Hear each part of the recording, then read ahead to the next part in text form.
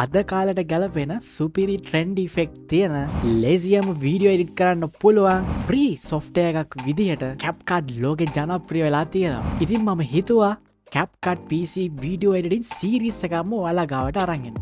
අනිත් බර සොෆ්ට්වෙයාර් වලට වගේ ලොකු රික්වයර්මන්ට් අවශ්‍ය වෙන්නේ නැහැ. ඔයාලට CapCut වගේ PC එකේ ඉන්ස්ටෝල් කරගන්නවා නම් අඩුම 4GB RAM එකක්වත් තියෙනවා. ඉතින් මම හිතනවා 4GB RAM එක නම් අනිවාර්යෙන්ම ඔයාලගේ PC එකේ ඇති කියලා. ඒ වගේම ප්‍රොසෙසර් එකත් i3 හරි ඊට වඩා වැඩි හරි වෙන්න ඕන. hard disk space එක 2GB වත් අඩුම තියෙන්න ඕන. ඉතින් අපි බලමු පළවෙනි වීඩියෝ එකෙන් කොහොමද CapCut PC ඔයාලගේ කම්පියුටර් එකේ ඉන්ස්ටෝල් කරගන්න කියලා.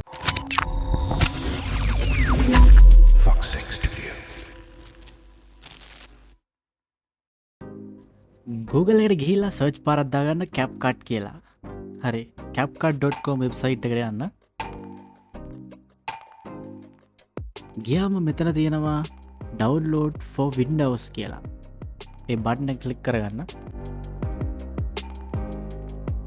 ඊට පස්සේ ටිකකින් download වෙන්න ගන්නවා. මෙතනින් ෆයිල් එක ඕපන් කරගන්න. හරි මෙතන ඩබල් ක්ලික් කරලා software එක install කරගන්න. මෙතනින් yes දෙන්න. ඩවන්ලෝඩ් වෙන ගමන් තමයි ඉන්ස්ටෝල් වෙන්නේ. ඉතින් මේකට ටික වෙලාවක් යනවා. මම මේක ස්පීඩ් අප් කරලා තියෙන්නේ.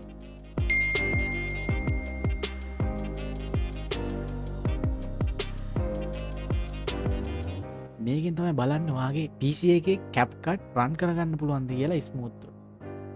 මෙතනින් confirm button එක ක්ලික් කරගන්න. මෙතන agree and continue දෙන්න. got it. අපිට මේකට sign in වෙලා join වෙන්නත් පුළුවන්. ඉතින් ඒක කරන්න අත්‍යවශ්‍යම නෑ. ඒත් ඔයාලට අවශ්‍ය නම් sign in වෙන්න. ඉතින් මේක sign උනේ නෑ කියලා ප්‍රශ්නයක් වෙන්නේ නැහැ. sign උනා කියලාත් ප්‍රශ්නයක් වෙන්නේ නෑ. ඉතින් ඒක ඔයාලගේ කැමැත්ත. මම මෙතනින් cancel කරලා sign in වෙන්න නැතුව යනවා. මෙතනින් new project කියන එක click කරගන්න.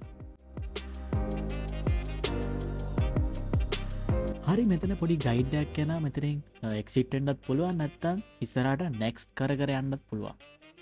ඉතින් මේ විදිහට තමයි CapCut එකේ ඉන්ටර්ෆේස් එක තියෙන්නේ. ඉතින් ඔයාලත් ඉන්ස්ටෝල් කරගෙන තියාගන්න. මම ඊළඟ වීඩියෝ එක දැම්ම ගමන් වැඩ පටන් ගන්න. අපි ඊළඟ වීඩියෝ එකෙන් කතා කරමු ඉන්ටර්ෆේස් එක ගැනයි, බේසික් වීඩියෝ එඩිට් කරන විදිය ගැනයි.